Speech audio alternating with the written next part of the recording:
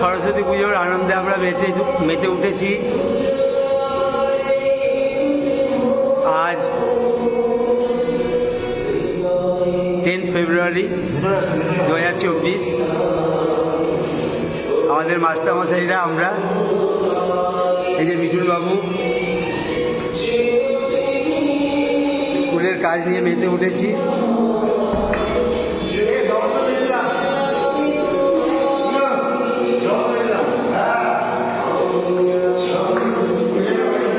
আপনাদের অবগতির জন্য জানাই, এবছর সরস্বতী পুজোয় আমাদের স্কুলে একটা স্পেশাল ব্যাপার হচ্ছে। সেটা হচ্ছে কৃষ্ণনগরের বিখ্যাত মাটির প্রতিমা।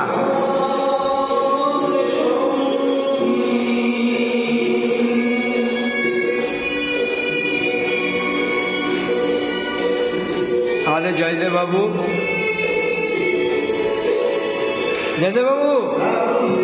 ওই দেখি একটু মুখটা দেখান। হ্যাঁ, আচ্ছা জয়দেব বাবু, একটা কথা বলি, এই যে কাজ, এই কর্ম, নিজের প্রতিষ্ঠানের প্রতি দায়বদ্ধতা, এইটা সম্বন্ধে তুমি কি বলবে?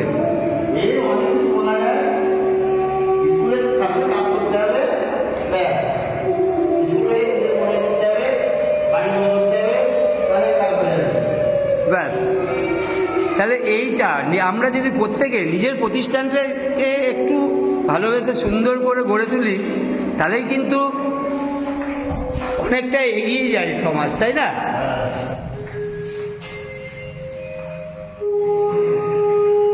তাই এই দেখুন, এখনো আচ্ছা অঙ্কিতা এসে এসে এসে এসে দেখুন আমাদের দুই ছাত্রী, তুমি চলে এসো। ওরাও আমাদের সঙ্গ দেওয়ার জন্য রয়ে গেছে। দেখুন, এই যে নিজের প্রতিষ্ঠানকে ভালোবাসা, আমি যে জায়গাটায় থাকবো তাকে যদি আমরা আমার মনের মতন করে, ঠিক বাড়ির মতন একটু সাজিয়ে নিতে পারি, তাহলে মন্দ হয় না।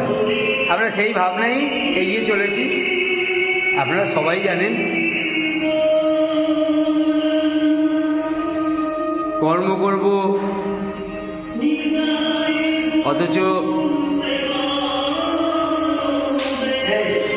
অর্থ লাগবে না, এরকম তো ব্যাপার নয়।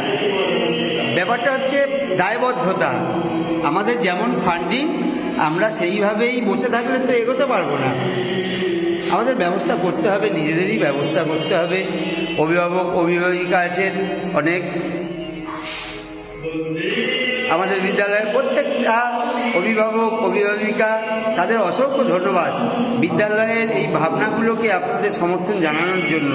অর্থ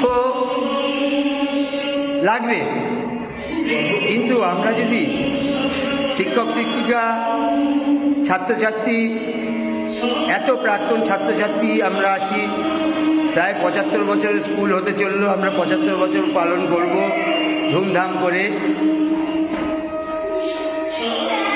তো সেই স্কুলটাকে আমরা আমাদের মতন করে একটু সাজিয়ে নিচ্ছি।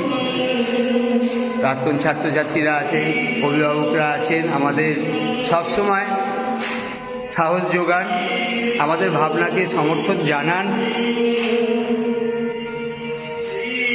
তো সরস্বতী পুজোয় আসুন, সরস্বতী পুজোয় আমাদের বিদ্যালয়ে কৃষ্ণনগরের মাটির প্রতিমা দেখে যান।